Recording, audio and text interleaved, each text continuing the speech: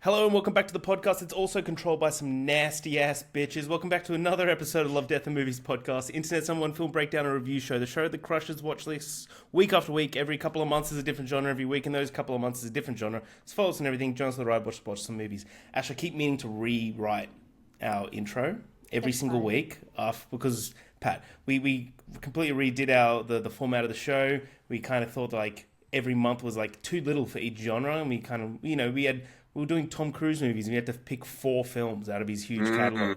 So we did all 4, like the first 4 Mission Impossibles. No, that'd have been fucking awesome. That would have been fucking awesome. I would have been off this pod if you made me watch 2 months of Tom Cruise movies. Dude, Ash, you haven't seen a single Mission Impossible. You're gonna love them. They're great.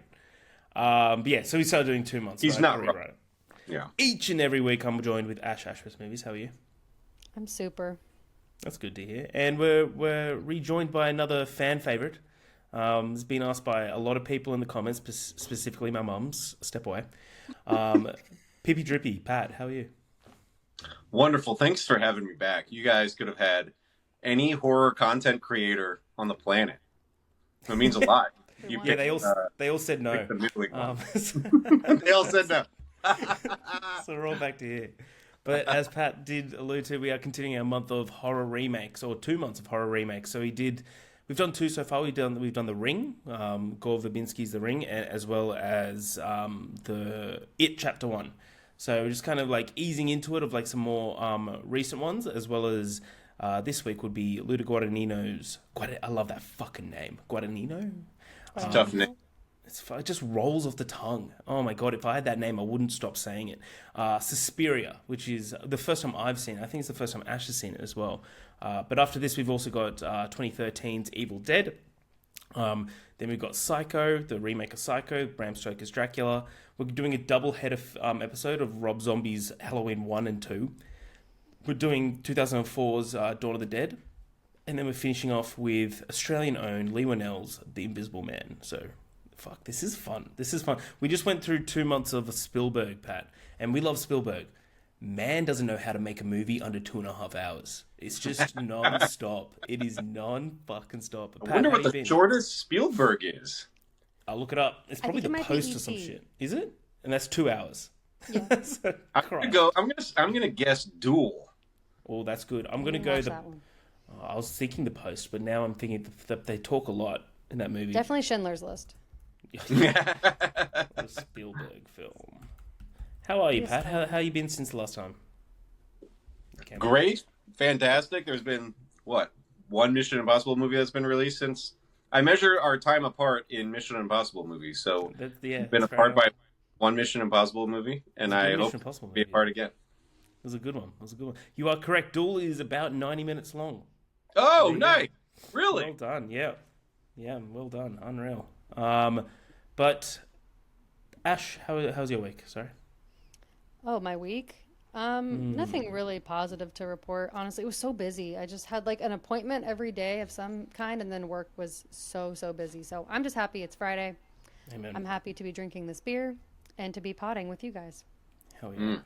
I had a hectic week. Last weekend I was away for a wedding, so it was like a 3 or 4 day just festival of love.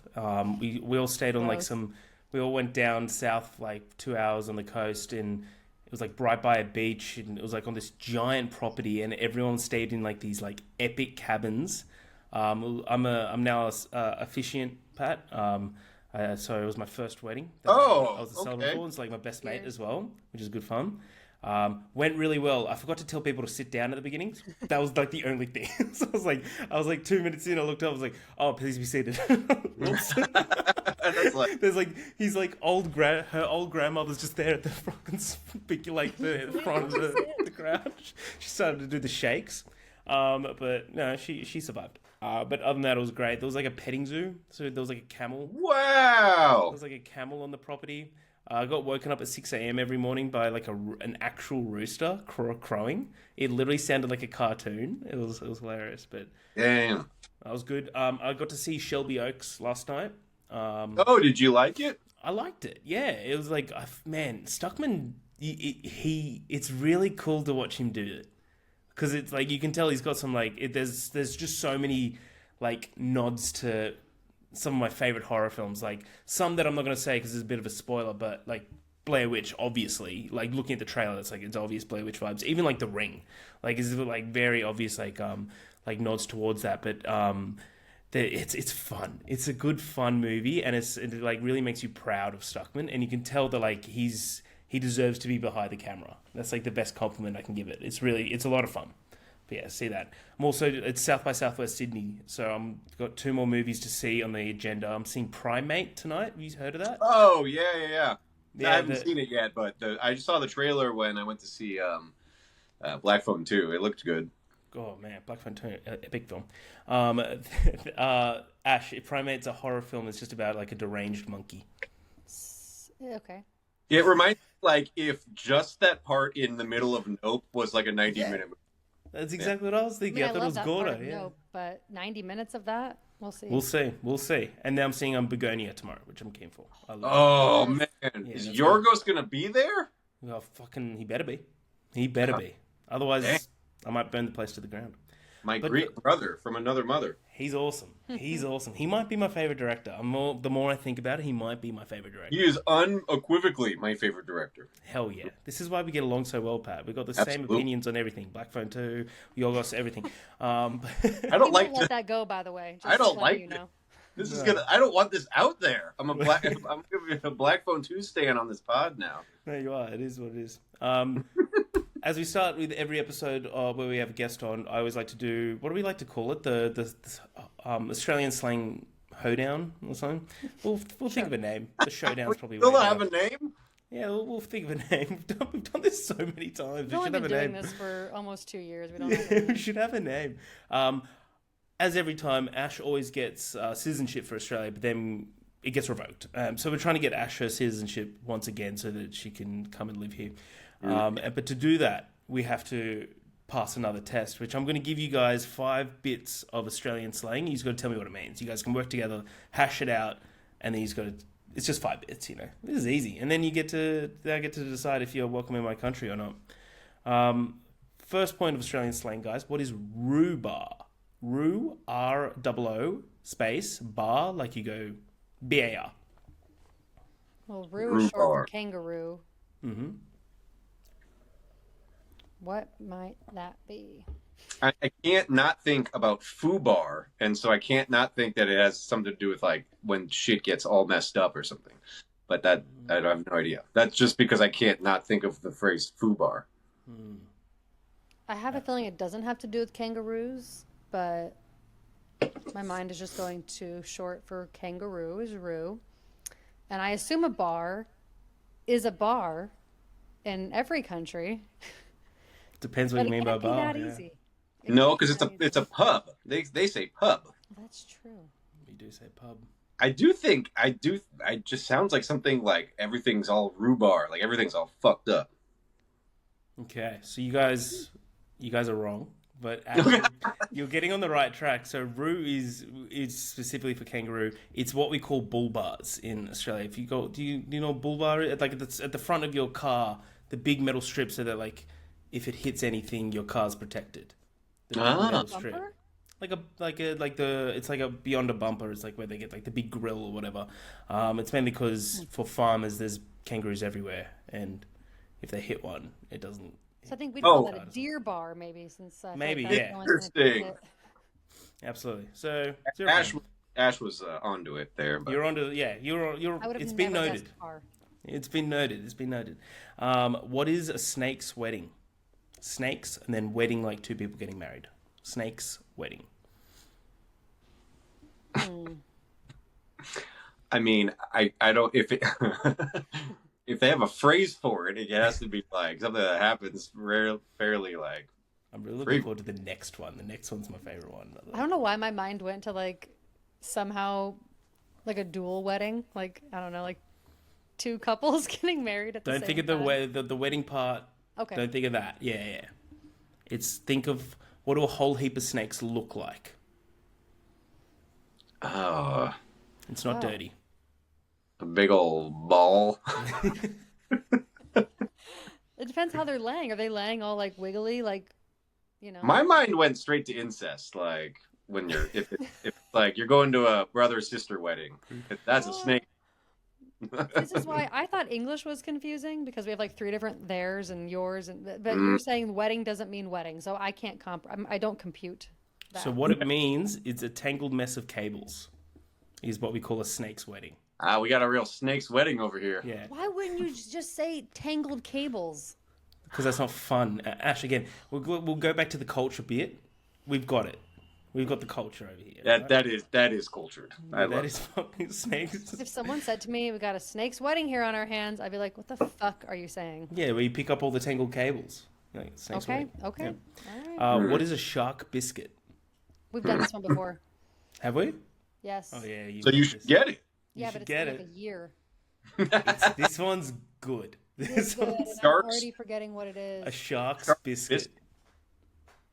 Oh, it's kids at the beach. It's kids at the beach. Yes, it's kids. Oh, at the beach. that's adorable. I like it. It's kids at the beach or a beginner surfer. Yep, correct. Oh, I wonder if Shark's they've said that on Bluey before. What is built like a brick shithouse mean? We have that here, don't we? Maybe. But specifically, brick shithouse. Yeah. What would you call it? Wouldn't What would say you? built like a brick? So. Well, what like would that mean? shoddily built. Or like built really like big and bulky. I'll give you that. Very muscular or solid. Okay. Yeah. Oh. I'll give you that. I'll give you that. Okay. And We're on then the board. finally, what am I doing when I say I'm sinking tinnies? Teenies? Tinnies. Tinnies? T-I-double. Are you drinking martinis? It's just No. popping them back? Okay. Well, that's what I'm gonna say from now. I'm sinking some teenies tonight. Tinnies. T-I-N-N-I-E-S. Oh, tinnies. Tins of Going beer. fish. Correct. You're drinking some tins of beer. So, you guys, Ash, you're definitely in. I've been hanging out with you for long enough. Pat, because of you thought the snake's wedding was incest, you're out. You're not getting into this fucking country. Get the fuck away from me. I got a snake's wedding this weekend. It sucks. But they love That's what happens when you live love in the each Midwest. other. Or like the Midwest, but just the middle of the country. Well, speaking of Snake's Wedding, let's get into Suspiria, made in 2018, directed by Luca Guadagnino. Quick synopsis is: a darkness swirls at the center of a well-renowned dance company, one that will engulf the oh my god, I read that as a different word, artistic director, an ambitious young dancer, and a grieving psychotherapist. Some will succumb to the nightmare, others will finally wake up. With a box budget of $20 million, it only got a box office of 7.9, so it lost money, but oh well. What do you guys think of Suspiria? Pat, I want to start with you because I know it's your first time, Ash, of watching it. What do you think of 2018 Suspiria? I've seen this multiple times now, and it is like it has rewatchability because every single time I've watched it, it's still as bad shit as the first time I watched it. I also think it's one of the rare remakes that is, and I don't say this lightly, because the original Dario Argento Suspiria is like one of my favorite horror movies. I agree. Same. Like equally as good as the original, but just a wholly different viewing experience. And that is very unique for a remake. It's very strange to be like, we're going to totally turn the tides on what this is, but still stay within the realm of what it feels like to watch Suspiria. It still feels spooky and occult and weird, but it's just a different take on it. And it rules. I fucking love this movie. It's awesome. Hell yeah. Ash. Yeah, I definitely agree with a lot of things he said. I mean, I've only seen it this one time, and I've seen the original twice now, which I really, really love. I think the biggest difference for me, besides the story really expanding differently and it getting way weirder, was just it's like an opposite. It's like inverse. Like the color scale is opposite. It's like not colorful really at all. It's very like more like the color scale is just like darker and more like subtle. They're like condensed thing, yeah. Yeah, and the score is completely different too. You have like that goblin score that's just like they needed the goblin score, man. So epic. Yeah. But then I like the music still. It's same, what the lead singer of Radiohead. But I like all the songs are very like somber and like almost like heartbreaking at times, but it works so well with the tone of the movie. So yeah, like he said, for being technically, I guess it's a remake, but it just feels like more of a reimagining of like, let's take these characters, let's take this setting that we know and we think works well, and this like witch cult type of thing, and let's just really expand upon that and see how weird we can get. And I think a lot of it works. I still prefer the original ever so slightly, but I think on rewatch, this one I might absorb different things. I do kind of wonder about like Dakota Johnson's character, if I would notice different things throughout the movie after, watching it and knowing where it goes. So it definitely has rewatchability. But yeah, I just appreciated that it was so different and expanded upon the story so much. I mean, the dancing is hardly even much of anything in the first one. So I thought it was really cool to use the dancing specifically in this one. It's like this chaotic, liberating thing that like she goes from being so kind of like more quiet under the radar to by the end how her character is. It's like that full circle moment, all through dancing. So yeah, I just thought it was really great, really weird.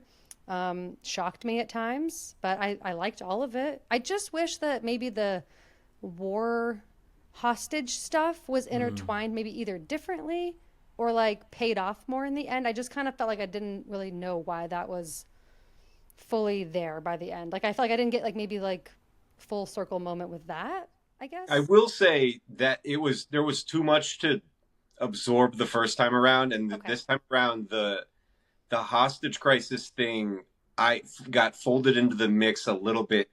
I understood it more, like, but this is like the third or fourth time I've seen this movie, so I already was anticipating that story angle, and I will tell you, it's not like it's more of a metaphor than it is anything else. Yeah. And I can see that. I think just when you're watching something that's this long for the first time, with this much story, you have to kind of, ask those questions like, why does it matter? But I do think as I watch it more, I'll kind of get it. So I didn't mind it. I just kind of, wanted to know, like, what does this all mean, I guess, exactly.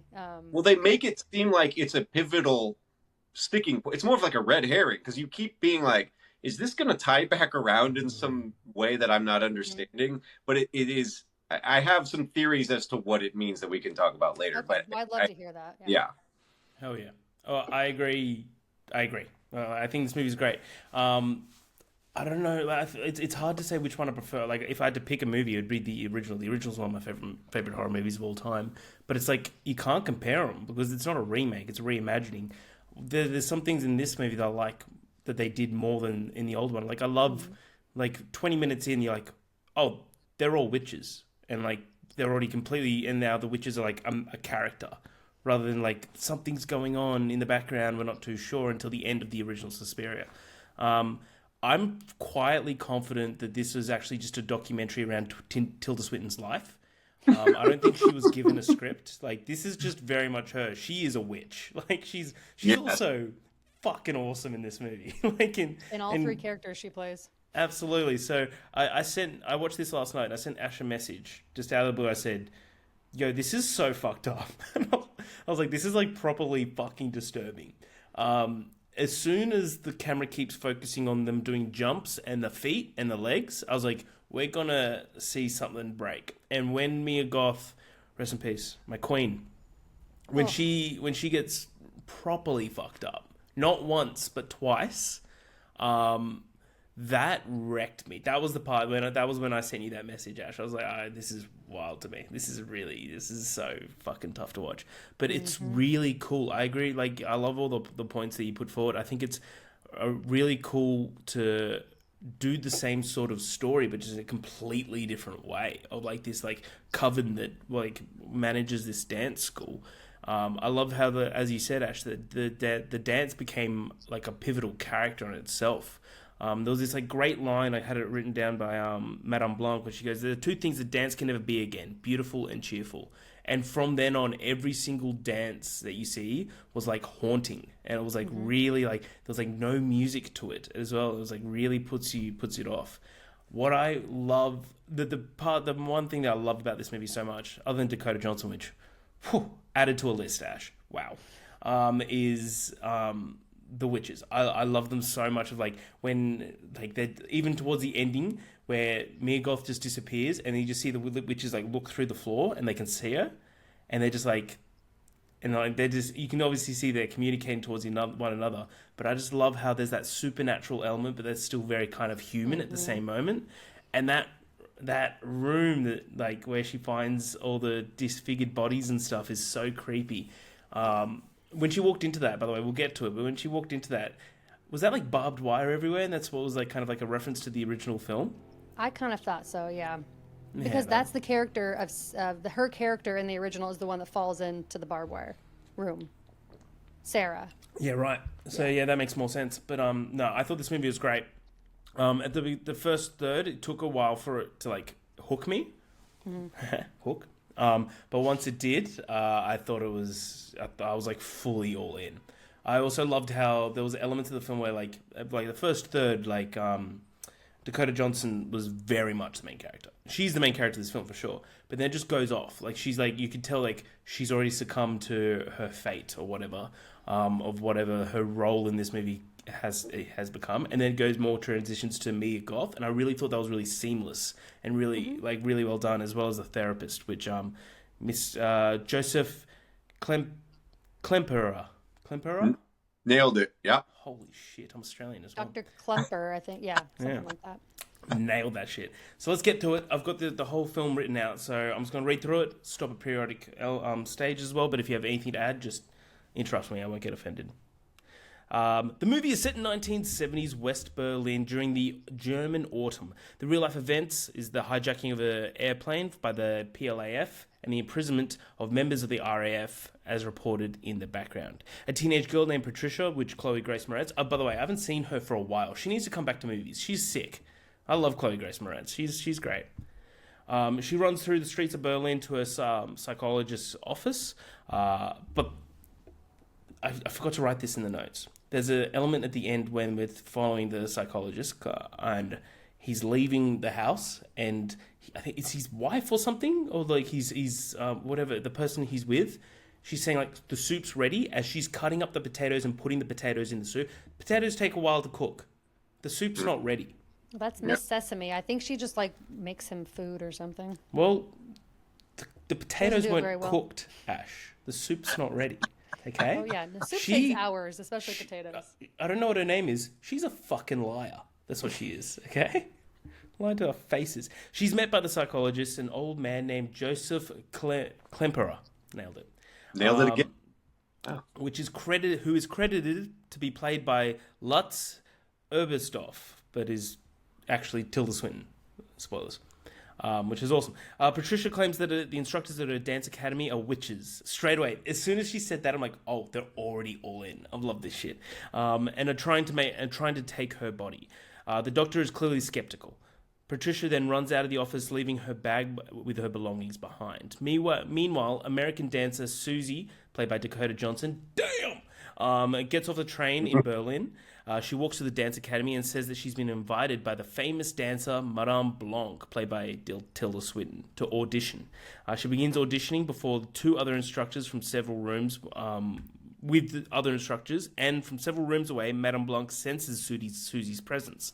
Madame Blanc appears to teleport into the audition room to watch Susie. As Patricia has left the academy, they decide to admit Susie into the program. Later that night, the instructors meet, and it turns out they are in fact a coven of witches. The witches then hold a vote on who's to replace the leader, Madame Marcos. Tilda Swinton once again in a third role. This is the disgusting Tilda Swinton one. Yuck. With Madame Blanc. So Mother Marcos is not in attendance, and it's mentioned that her body is ravaged with disease. The majority of votes for Mother Marcos to maintain her leadership, even though her plans led to the loss of Patricia. The witches note that Mother Marcos have ordered them to try and complete the ritual that they've been conducting on Patricia with another student. So they have to try and find another student. That's kind of where Susie comes along. Susie meets with fellow dancer Sarah, played by Mia Goth, who Mia Goth is just a fucking revelation of an actress, I reckon. A teenage English girl who helps her move into the academy. Susie learns that the dance academy has been open for ages, even throughout World War II, and all the students get free room and board. Susie displays immense raw talent and also appears to respond to the powers of the witches already. The instructors introduce Susie to the other girls and claim that Patricia has left them to join the revolutionaries, like the RAF. A dancer named Olga, who, she's got it coming for her, breaks down and says the instructors are lying. As Olga leaves the academy, Madame Blanc asks Susie to dance a part and appears to somehow imbrue her hands and feet with a kind of light. Susie launches into the role and, unaware that her dance moves injure Olga floors below, as she's been trapped in a secret room. By the end of the dance, Olga's limbs are completely splintered and contorted, and Olga is barely alive. The other witches impale Olga with meat hooks, which the meat hooks are fucking wild, and drag her down a secret passageway. Later on, the witches observe what Susie's dance did to Olga, how Susie's couldn't have been aware of it, and carried over more of their intention than they thought that she would. So I'll stop there. Anything to add on this beginning, guys? Of like, I love the way that this school is kind of pictured. How it's just like this really simplistic building that, like, you look at the outside and there's like nothing special about it, other than just like the engraved name at the top. But then you go inside and it's like walking into hell. I think it's really cool. Like, as soon as you walk in, like, you could tell that like Susie, like, her whole mood changed, and that's what I think is like the representation of it. What do you guys think about the beginning? Anything to add as well? The meat hooks. I think what this adds that the original does not have is, like, this is war-torn East and West Germany. Like, it is drab, it is gray, it's miserable. And that's like the lack of sort of color outside of like the dance routine where you have like the vibrant red sort of costume design. It is a product of its setting. And I think that's what I don't think the hostage situation is anything more than a representation of what culturally is going on in this area. And like a coven of witches would take advantage of miserable times, and they would thrive in the most desperate situations. And I think he does such a good job of you see the doctor going back and forth between East and West, having to like check in and out of the checkpoints. And it's just like this drab militaristic sort of environment that they're thriving in because they're in a backdrop of misery. And I think that's something that the first one does not have. And I think it's also a genius thing to not try to recreate the opening sequence from the original, which is the greatest opening sequence maybe of any horror movie ever. It's so good. Like, yeah, it's so good. It's so good. And I think it's smart not to do that because it would not have been as good. We just see Patricia fleeing. We don't get the whole elaborate hanging and like all like everything that goes behind that. He made his own very smart choices in this, and it's its own thing. And that's why I love it, because you can watch both separately and have two different vibes. Yeah. Absolutely. Yeah, I agree. I think after watching the original again, like the night after, I thought that it was perfect that the opening was totally different, because the whole thing with, you know, the original, obviously the opening scene with her and I think it's like her cousin or something, or whoever's helping her, is fantastic. But then even as far as Susie hearing her say stuff and running out of the school, that's what alerts her completely. But because they chose to go a different route with Susie's character here, you don't need that scene. So I think it was like a perfect catalyst to do something different, where we get the fear, we get something's going on, but you loop in this outside party who's now going to make it, you know, his mission to slowly try to help and figure out what's going on, while he's also got his own trauma. And it's like, I loved some of those moments where it's just him walking somberly in the weather across, you know, to look at that little house that he would go to think about his wife Anka, and then go back. Like, I loved those moments where nothing was really happening. There was no dialogue. And I was like, why do I like this? This isn't even part of like the witch, like the school, but it worked so well. They intertwined very nicely. I think you're right about the hostage. Like, that makes complete sense that it's just like a backdrop. And I'm sure on rewatches, that's a little bit easier to kind of grasp when you're not trying to figure out how it all connects, like you said. So that makes a lot of sense. I think the scene with Olga and Susie dancing is probably my favorite scene in the entire movie. It's so I think that creepy is and so disturbing. cool and disturbing. It is one of the wildest scenes I've ever seen done in a movie. The way they intertwine the two of them, beautifully shot. And I also love the way this movie like pans in and quickly like zooms in on characters, and then like it almost feels like you're watching like you're like almost like inside these characters' lives, but you're not supposed to. So you're like watching what's going down, but you're not maybe supposed to be there. It's like the camera work is really interesting. It's so different than anything I've ever seen before. And at first I wasn't sure if I was gonna like it, but like it really grew on me, and I think it really works well. Hell yeah.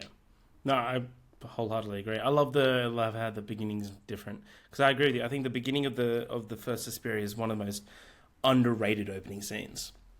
I think it's just so cool of just like her in the back of that taxi, of just like not knowing whether like she's just got like that barrier of language at first, and then like that shot of seeing Susie just not Susie, who's in the original one, who's the one that's running out? Patricia. It's Patricia. Yeah, Patricia running out and going through the woods. That shot of her running through the woods, I think, is fucking awesome. Yeah, I think that's all. And I love, again, it's like kind of the same-ish, but they just give the characters less, like, different intentions and stuff, and it's just done differently. And it's done, it's not better or worse, but it's just different, and it just works. It works perfectly for this film, which I think is cool. So during one practice, oh, by the way, the meat hooks, wild. Wild. Brutal. Wild. That's well, they each, because they're taking like pleasure in doing it at the same time. I thought it was just really creepy, and you can hear a little muffled scream. Oh fuck! During one practice, Susie begins dancing while Mother Marcos is hidden below the dance floor. All we see is Marcos's claw beneath the dance floor, just going up towards her. So Marcos deems that Susie is a perfect vessel for her to switch bodies with, and orders Blanc to begin preparing Susie for a ritual to take Susie's body for herself. Meanwhile, the doctor begins reading Patricia's diary that she left in the office. He learns more about Patricia's theories and the instructors, and that the instructors are part of a coven. All witches work in service of three ancient witches, which is, bear with me, Mother Lakmarum, Mother Tenebrarum, Perfect. kind of. Nailed it, yeah. And Mother Suspiriorum. Wow. Guys, I might be Italian. No, Clearly. According to Patricia, Mother Marcos believes that she is Mother Suspirium, and she seeks a new body to maintain eternal life. Though the doctor thinks that Patricia's witch talk is pure superstition, he theorizes that the instructors are part of a really disgusting group. He calls the police and reports that Patricia has gone missing. The police go to the dance school, but are under a spell by the witches, where they hallucinate.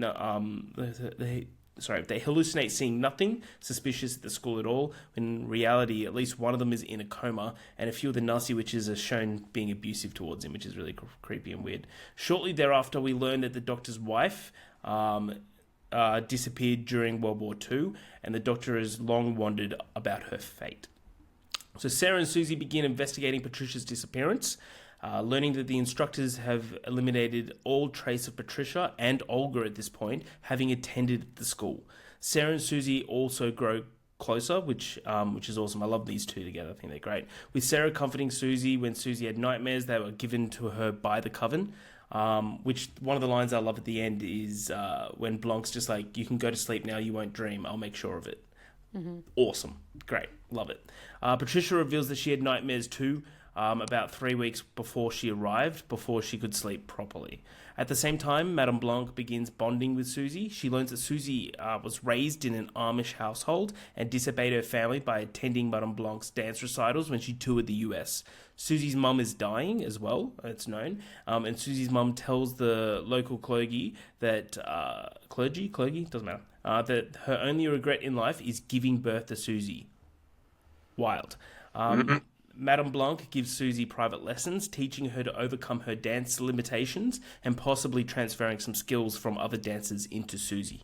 So Madame Blanc and her supporters also grow wary of performing the ritual demanded by Mother Marcos. The doctor approaches Sarah and warns her that she is living with dangerous people, and confides in Sarah about Patricia's suspicions that the instructors are witches, which is, imagine that, having that conversation. Through Sarah, though Sarah initially refuses to listen to the doctor, she eventually begins digging deeper. One night she finds a hidden passage. She follows it down to a room filled with ancient relics and steals one of the witch's meat hooks. Sorry. Fucking meat hooks, man. It's hilarious. She also witnesses the coven engaged in a ritual before fleeing back to her room. The next day, Sarah visits the doctor and tells him that all Patricia's suspicions are correct, and she gives him the meat hook that she stole. The witches become aware of Sarah's actions and also decide to punish the doctor for his interference by making him witness to their ritual to transform Mother Mokos into Susie's body, stating that the horrors the ritual will drive him mad. So I'll stop there. Anything to kind of talk about, mainly towards Sarah of Mia Goth, of her character. I think she's awesome. I think she's like, it's that part of the film where it kind of, the focus goes away from Susie and goes more towards Sarah, which I think is a really cool way to do this and like kind of not lengthen it, but just to get like another approach towards this, because it feels like when Susie came to the school, she's just entranced instantly of like, she wants to be everything that Blanc is, and that kind of, by the end of it, you understand why, because she is Mother Suspiriorum. But I love the different change towards Sarah. What do you guys think? Yeah, it almost makes me think that she almost fills the role that Susie has in the original, even though she doesn't necessarily, like, she's not the one that they're like trying to do anything to specifically. I do feel like she almost fills that role of like being suspicious, kind of searching around, going and finding this room. So you still almost get that the original has, but it's just through a different character. I just like that this one in general, you explore more of Sarah, more of the witches. Like, I feel like in the original, you don't really get to know what they're up to, what their conversations are like. I love the scenes where they're just like sitting at that table all talking, and you're like learning about what they're up to and just like how weird this little witch cult they have is. You don't get that context in the original, which works as well, but I just think that that's kind of fun here, that we get more of them and more of Sarah, because I think Mia Goth is amazing. So yeah, it's interesting that she's the one. She's a vision. She is a vision. I think it's interesting that she's the one that meets with the doctor too. Like, I guess I didn't even foresee that Susie would end up where she ends up. I wasn't even thinking, like, why isn't she the one looking more into this? Why isn't she the one talking to the doctor? I didn't even cross my mind because she's so focused on the dancing. But yeah, I like that we get a bit more of other characters besides just like this primary main person, because Sarah has more reason to care. She's been there longer. She was friends with Patricia. She's friends with Olga. You know, she has more of like a connection to this place to have more motivation. So it makes sense to me. Yeah. My hot take would be every time I watch this movie, I think about what if. I think Dakota Johnson should have been Sarah, and I think Mia Goth should have been the lead. I don't mind that at all. I like that. I like that take. That every time I watch it, I'm like, I wish they would have switched roles. I just would imagine this movie with Mia Goth as Susie Bannion. Like, I don't, maybe the ascendance of Mia Goth since this movie has tainted that. Like, now we look back and we're like, oh, what a, like, she's like our scream. She has solidified herself as a prominent scream queen, whereas Dakota Johnson is no longer she's not in horror really at all. So it's hard to. Madam Web was pretty horrific. Yeah, I actually don't mind that, because I'll be honest, I'm not the biggest fan of Dakota Johnson. I really don't think that she's like. I think she's very flat in this. Like, she plays it very flat. Yeah, I liked her in this more than other things, but that's not saying much because I don't really like her in a lot of other movies. But I thought that this was her best role that I've seen in a while.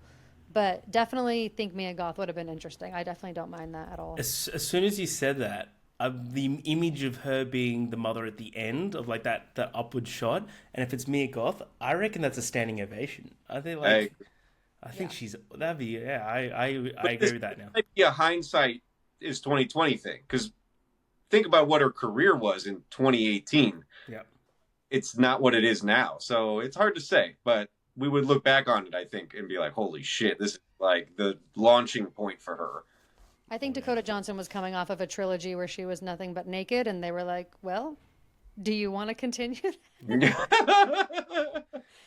Except with some meat hooks. Yeah, except with some meat hooks and some opening of your belly. Oh, man, that's fucked, by the way. Dude, Mia Goth went through the fucking trenches in this film. She did. Oh, I hated watching her knee break. That was awful. Yeah, that was nuts. Hurt me. The little, like, holes just appearing in the ground. Creepy. We'll get to it. So the students prepare to put on a recital that appears to be a double as a pre-transfer ritual. So Susie, of course, is the lead dancer. The night prior to the performance, Madame Blanc appears in Susie's room, and the pair have a telepathic conversation wherein Susie deduces that Madame Blanc loves her like a mother. One of the supporters of Madame Blanc commits suicide in guilt and or fear, and what they're about to do to Susie, which it's weird to say that I loved that scene, but like that character was just, you could just tell from the very get-go was like so off it, of like she was like so suspicious of everything they're doing. You could say not agreeable, and then that automatically happens. I thought that was a really like a good point of like rebellion, I thought. The night of the performance arrives, and Sarah decides to search the catacombs. So what a wild sentence. The night of the performance arrives, and Sarah decides to search the catacombs beneath the school while everyone else is at the recital. The doctor attends the recital. In the catacombs, Sarah finds Patricia alive, but in a withered condition, as though the witches have been stealing her life force. Sarah also finds Olga having been driven mad and her limbs missing. As Sarah flees, she steps into a hole conjured by the witches, and her shin shatters. The bone literally is sticking out of her skin, and I'm now feeling sick. Some of the witches come for Sarah, heal her leg. Great little effect there. Just like quick rub, and it's done, it's healed. Heal her leg and put her in a trance so that she can go back to the recital. As the climax of the performance nears, Madame Blanc is told that the transfer will take place that night. But at the climax, Sarah's shin splinters again, and the crowd run out of the school in a panic. The doctor is partially disturbed as he saw Sarah's eyes had changed colour to be like a grey blank. And he finally believes that the instructors are witches. Took you a while. The girls, except for Sarah, who is whisked away, all go out with the instructors to celebrate the recital. All the dancers but Susie are put in a trance. Meanwhile, now fearing the actual power of the witches, the doctor tosses the meat hook and all of Patricia's belongings into the river, trying to cut all ties of the situation. He turns around and he finds his wife, Anke. Wow, my bad. Who's played by Jessica Harper, who played Susie in the original Suspiria. I loved that. I knew it as soon as I saw her smile. I know that. Yeah, that's the original. That's the original His Susie. missing wife is Susie Bannion. Yeah. Mm-hmm. Isn't that crazy? Holy shit! Susie Bannion and Tilda Swinton make out. So she's standing there. Anke, is that how you pronounce it? Mm-hmm. Anke, thank you. Anke explains that she eventually fled Germany through a series of circumstances and ended up in England, where she remained ever since. The pair embrace, and Anke slowly leads the doctor to the school, where we discover that Anke was actually an illusion. Heartbreaking. He's captured by the witches, who chastise him for not doing more to help his wife when he had the chance, and for throwing their meat hook in the river. They take him down to the catacombs, where he will witness the ritual. So I got one more point after that, one more section after that. So anything to add kind of there, guys? Of like, that section's heartbreaking towards the doctor. Yeah. It's like, knowing like how the finale is this, like, the soul of fucking depravity. Like, the most devastating part of this whole movie is just watching old man Tilda Swinton getting berated for losing the meat hook, or like, dirtying the meat hook. The way they yell at him is so much more powerful than if they were to physically hurt him. Yeah. Like, chastising him, and he's so, we've grown to really like him as the only good light in this movie. The way they chastised him and then forced it, it was over for him. You were like, this is it. And even when, not skipping ahead, but even once he survives even the ritual, that it's he's not fucked up. Yeah, he probably wishes he didn't survive the ritual. Yeah, absolutely. Yeah. But right. I agree with you. Like, that is that's the toughest point of the film to watch, is when you look up and you see you're at the school, and then he turns around and the camera turns and there's no one there. I was so hopeful. I was like, some kind of light in this dark movie and world they're living in. But no, can't even get one little bit of happiness. It's so tough. It's such a good fucking movie. I'm sort of like this.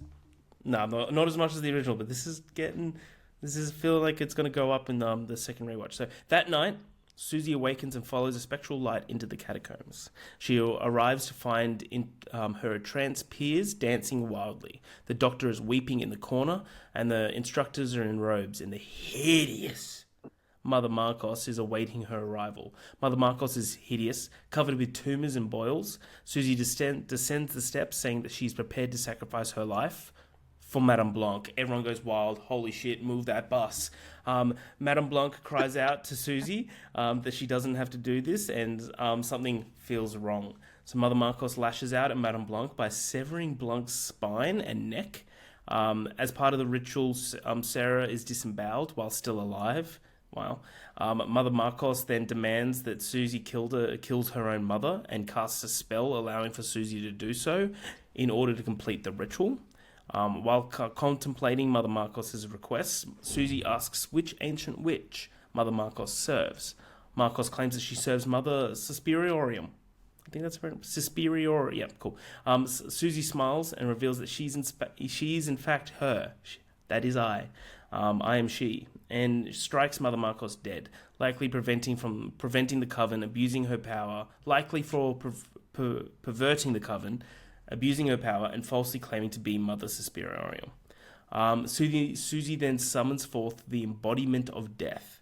Death approaches each witch that supported Mother Marcos over Madame Blanc and kills them. The head of each witch is exploded when touched. Wow, it's so good. Susie then approaches Patricia, Olga, and Sarah and asks what she can do for these sweet girls. They all ask to die, so Susie kills them in a very gentle manner. The doctor is then released, and the remaining witches are ordered to clean up the mess that they've made. The shot of him being walked out of the school by that one witch, he's like, "Oh, you're all good now. Bye-bye." He's proper fucked up. The next day arrives, and everyone else acts as if nothing ever happened. The students appear to have had their memories of the prior night's events completely vanish in their sleep. An announcement is made that Madame Blanc will no longer be able to teach at the school. Although Madame Blanc's neck and spine are severed, she still appears to be alive, likely revived by Susie. The remaining witches are clearly in service of the mother now, which is good. That night, Susie appears in the doctor's bedroom where he is bedridden. She apologizes for the acts of her witches, stating that their beliefs had been perverted, and Susie needed to gather the strength to stop them. In a show of good faith, she tells the doctor of Anke's fate. While Anke did try to escape to Germany, she was apprehended and sent to a concentration camp. There, Anke died from exposure when the commandment forced all prisoners to stand outside in the freezing cold while a census was taken, and it took hours. There was 40,000 of them. Despite Anke dying, Susie lets the doctor know that she was surrounded by prisoners who cared for her, and that her last memory was of her first date with the doctor and of all of his and his love for her. Susie explains that while many people feel guilt and shame of their actions, the doctor is not one of them. And then she shows a really nice sign of compassion, where she eliminates all memories of her from his head, which I think is actually it's like a really nice, it's like a hauntingly calm scene that had, like, after all this chaos, that just ridding him of all the pain that's in his head. And then after the credits, if you stayed for after the credits, we observe the mother, or Susie, just staring off camera and breaking into a smile, which is really nice. It's just I didn't watch that. That's all it is. It's just like she's literally just goes, like that's it. And she just walks off screen, which is great. So that is Suspiria. So Pat, what do you think is Suspiria? Give us your score out of 5. Anything also to add on the last metal scene? No, other than of the 2000s, I would say a top 5 most unhinged. It's so prolonged. There's so much going on. It's bad shit. It's crazy. What a finale. It's total insanity.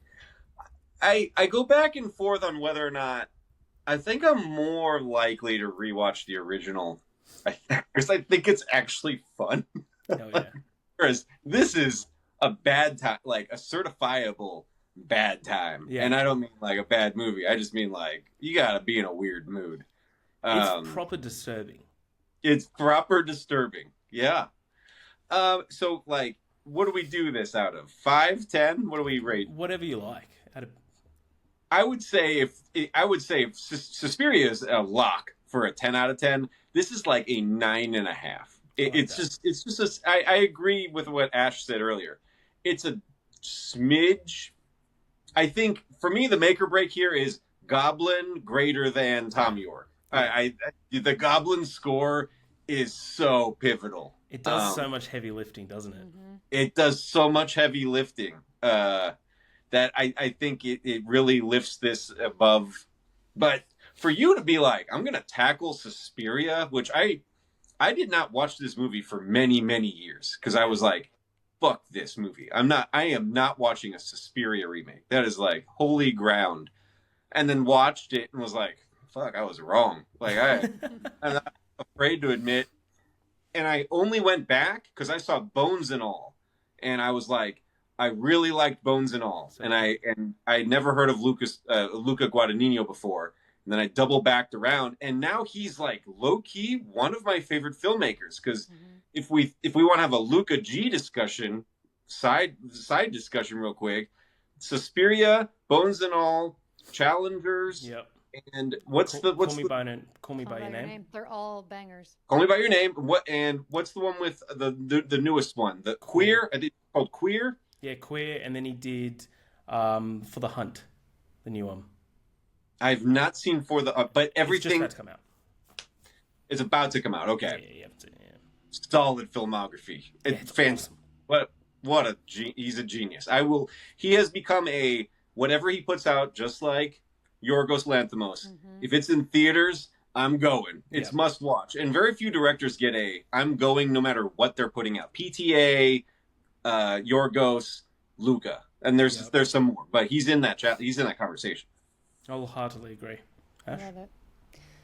Yeah, that last 30 minutes it's something. Isn't it? I just have to imagine, like, my mind went to like the production of that scene and the filming of that scene, all the women, all the coordination, just the effects. Like, there's so much that goes into it, and it does pay off really well. I wasn't the biggest fan of the CGI on like when she opens up her chest. I thought it looked a little bit weird, but it didn't like take me out of it. I just thought it looked a little bit funny. I was not expecting her in that mother role, obviously. Very interesting to make a movie, with that original and the simplicity of the story, and to take it and like, oh no, Susie's actually here for a reason, and she's one of the mothers, and she wants to take down Marcos. Like, such a ballsy move that pays off and works so well. That's just like, it feels like such a big twist because you're not really ready for it on first watch. So yeah, I definitely really enjoyed the payoff there. That scene was just, absolutely batshit. My jaw was on the floor. I wasn't the biggest fan of the epilogue, and I'm glad there was closure for him because, justice for that character. He's just the sweetest little thing, and he didn't deserve anything that happened to him. Sweetest little thing. I don't know if it was her acting when she delivered the whole story of his wife. I don't know. There was just something that didn't work for me there as far as like a movie ending. So but now that I wasn't Pat the biggest said fan it, of that. But now that Pat said it, I could picture that being done by Mia Goth and being done way better. Yeah, that's a really great point. Yeah. Well, not my favorite like ending, but I really enjoyed that big finale. Also, why is he spared? Why do you think he's shown compassion? Because he was just like, because she wasn't agreeing to the amount of innocent people that kind of got in the way of their beliefs. Because her main thing was like their beliefs were and their actions were all perverted by Marcos. How they were kind of being used for power rather than for control of like what they kind of. I think you hit the nail on the head, and this is why that's exactly it. And I was genuinely asking, the witch, I don't know her name, the witch that kills herself out of desperation because she does not like where this coven has headed, and the Marcos vote means more years of sacrifice and like more years of bringing young girls into this school. She could not handle the grief. So we think of this coven as like it has to be black or white, evil or not, but it is a coven of witches that they all have their own ideals of what they bring to the table, and she felt immense grief over the Marcos vote. She could not get over it. Yep. That is exactly right. I agree. Like that. Now that she's taken back the coven, it is a more forgiving coven. Yeah, it's all about just control of what they have rather than power over everything. Yes. Exactly. Yeah, it seems like Blanc was actually cared more about the dancing and like the teaching of the dancing. It's more of an art rather than Yeah, the art of it all. So it's almost like it was a little bit liberating for her too. Like even though she suffered, she sort of got rid of Marcos in a way because that's what she wanted. She just couldn't seem to do it herself. So yeah, it was a very interesting, like satisfying ending. I just didn't feel that the epilogue part like really fit the tone of maybe what all just came before it. But it could have also just been her acting. I don't know. Maybe the flat thing, like you said, I just felt like it lasted forever, even though it was only like 5-minute scene. Well, imagine Mia Goth delivering this epilogue of concentration camp survivor and like delivering this news like she was surrounded by friends she made at this concentration camp. She didn't die. Tone that she has. Oh my God, I have goosebumps thinking about it because I think of the Pearl monologue. 100%. Like she would have crushed it.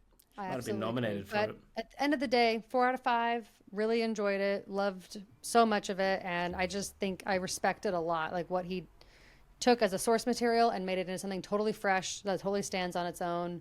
Not as easy to want to go rewatch, like you said. Not like when you're feeling like you're in a good mood. Not something you want to just put on. But I'm very glad I watched it now. Definitely took me by surprise, and just all around respect it. Oh yeah, this really reminds me. Follow me here. This really reminds me of when I first watched Nope, because when I first watched Nope, I walked out of there. I'm like, giving it 4 out of 5. I can imagine fucking adoring this on rewatch, and now I think Nope's Peele's best. And I could see this going. I don't think it will ever eclipse the first Suspiria because there's just so much more to the first Suspiria of like the color palette, the score of it just oozes aura, which I just think is just like it adds that little bit more. But I think in terms of like modern horrors, I think this is gonna rise the ranks of it for sure. And I think it's just so cool. And this is how it's not a remake, of course, but this is how you take a past IP and do another film. And you do a complete reimagining of it, and you do your own full style, and like a complete change of the motivation of all the characters and stuff. I think it's fucking awesome. I agree with you now. After you said it, it's blown my mind. Mia Goth should have been the main character. Absolutely, she's fucking cool, dude. Like everything she does, I'll be seated. I'll be seated, and I will say thank you, Mother Mia. But yeah, I give this 4 out of 5. I think this movie is really awesome, and I think it's going to go up every time I watch it now. Which I'm not sure the next time I'm going to watch it. It'll be when I'm feeling really sad and in a dark place. But until next time, please, for next week, watch Evil Dead 2013. That'll be what we're doing for next week's episode. But before we head off, we've got a quick little game. We'll do a little movie draft, which we're going to do 2010 horrors. I've got a random wheel generator. Unless you got one, do you want to do it? No, I was just going to ask if you needed me to do it. No, I got it all set up. So I'll put the sound up so you can hear that I'm not faking this in case it goes to me. All right, who's it going to be? First is Ash. Oh, fuck yes. Fuck. Remove Ash, and then it is... It's going to stop at Pat. So it's Ash, Pat, then me.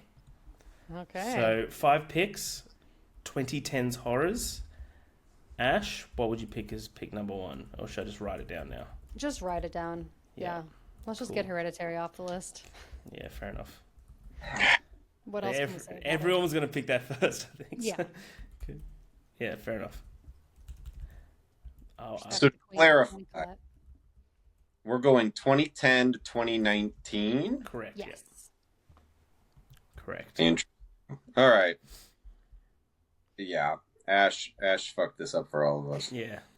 Everyone did it, not me. Everyone was praying, praying for that to get that side. I'm going to go with Insidious because I'm a James Wan defender to the end. Me too. I love that. See, this is a great fucking movie, isn't it? Some great films in this 9-year period. Nice. So I'm gonna take The Lighthouse. Probably my second favorite A24 behind Hereditary. Love it. Now, is Get Out a horror?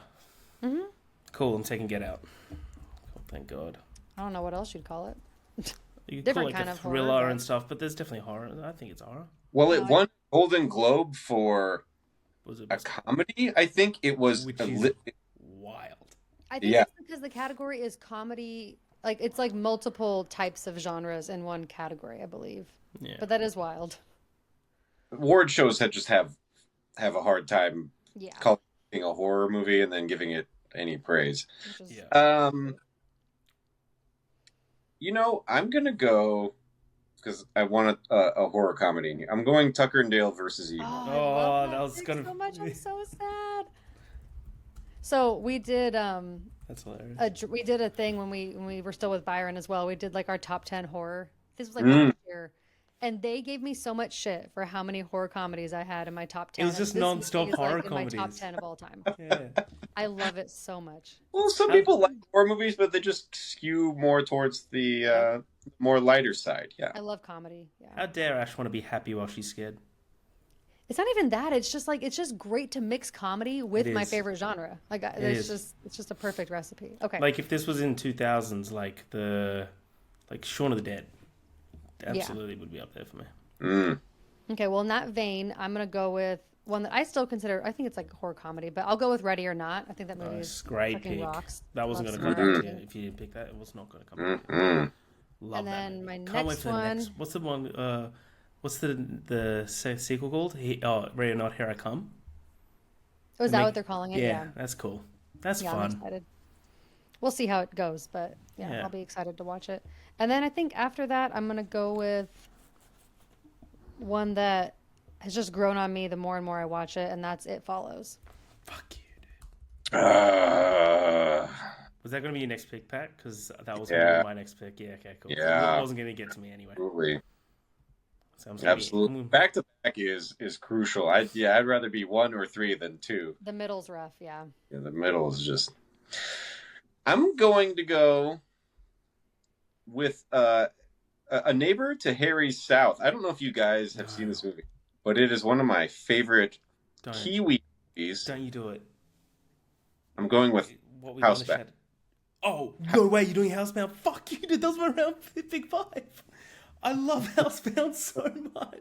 Never Housebound. I keep trying to get Byron to watch it because he's gaming. He goes, no, I'm not going to watch it. Recommendation when people are like, I want a fun horror comedy that I've never. Housebound. No one ever talks about it. Housebound no one's rules, man. It is fucking equally. I've never seen a movie that is equally gut bustingly funny and genuinely has really good scares in it. It's just incredible. The one from 2014. Yes, I'm adding it to my watch list. So yes, this is like one little tidbit of the scene. Like she's under house arrest in this haunted house, basically, and like real fucked up shit's starting to happen. And she's like, "We gotta go," and the mom's like, "No, you can't. It's illegal for you to. you got the bracelet. You can't." It's like really fucked up shit's happening. He's like, "Okay, you can't go. Police will come. You can't leave the house on house arrest." It's so good. That's awesome. Well, I'm going to take what I thought you were going to take, which is What We Do in the Shadows, which is one of my favorite horror comedies of all time. That's a great, fantastic pick. Yeah. I actually just watched the movie for the first time. I've watched the entire show, and I've never seen the movie. I just watched it like 2 weeks ago. Oh, the show's so good. Okay. Now we get to have some fun. This beat is sick. I'm going to go take Train to Busan. Oh, it's a great one. Damn. So sad, though. But it's so good. Mm-hmm. It's so good. Absolutely. I'm going to go, since you took The Lighthouse, I'll take The Witch. Yeah, nice. I think The Witch is a little bit overrated. I could see that. Yeah, I need to watch it again. I feel like that's one I've only seen it once, so can grow on you over time. Yeah, it's not so much a movie as it is like a vibe. Like you're just watching cool shit happen. Like it's not like it's very like atmospheric as well with the setting. I saw it in theaters the like opening weekend, and it feels like more insidious than like movies that are trying too hard to be evil. It feels like they're tapping into real evil. It's fucking incredible. Okay, well, I'm actually really happy because I'm about to have just a list of 5 of my favorite horror films from this decade. I'm gonna take Cabin in the Woods because that's another one that I just love more and more on rewatches. I think it's sort of in the comedy sphere as well, but Just so rewatchable. Great. And then I'll finish it off with one of my favorite horror films of all time, my biggest hot take, and that is Sinister. Why is that a hot take? Because I give it 5 stars or 10 out of 10. Sinister and people think it's dog rules. shit. I don't know. Sinister people rules. give shit for that? Give me a list of names. Yeah, I will harass. Sinister fucking rule. It I rocks. see so much shit talk on Sinister. I don't know what it is. People don't really like Scott Derrickson that much, I guess. I don't like them. Either. Get this, Ash, whenever someone says that, just message, he has no idea who the hell you are. Like, he is... I will online bully anybody. You just send me a list. Yeah, I don't care about their age or what they've got wrong with them Sucker for already. Ethan Hawke. Like, even if they're having a really bad week, I'll make it worse. Okay, I get it, you guys. Thank you for the support. I appreciate it. I think that's a very, very lukewarm take, as Sinister's great. I think that's fine. I think we came in a little too hard. That's okay. I don't think we're hard enough. Oh, okay. Send me a list of names. Their children. If you can tell me where they go to school. Yeah, exactly. Well, we tiptoed around it. I guess I'll just take Get Out. Since I got Get Out. We're here. Harry got that second pick.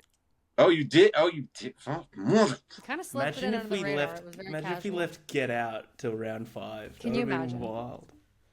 I'm going because despite him putting a knife in my back with every release, I'm still an M. Night defender, and I'm going with The Visit, which I think is the last That great. movie's so fun. Yeah. Did you not like Trap? I liked Trap, but I think The Visit is better still. I think The Visit's underrated. Trap is, man, Trap feels like M. Night not able to get out of his own way. Yeah. You know, it's strange. I liked it more than most people though. I think Josh Hartnett's performance really adds to it. Yeah. I think without that, it would definitely be not the greatest. I agree. I think he definitely adds to it for sure. There's heaps I could take. You could even go to It. I could go either Prometheus or Alien Covenant. I love both of them. I was thinking about going Green Room. I love Green Room. Love Green Room. Oh yeah. But I gotta have some Australian horror. I'm gonna go the Babadook. Oh, hello.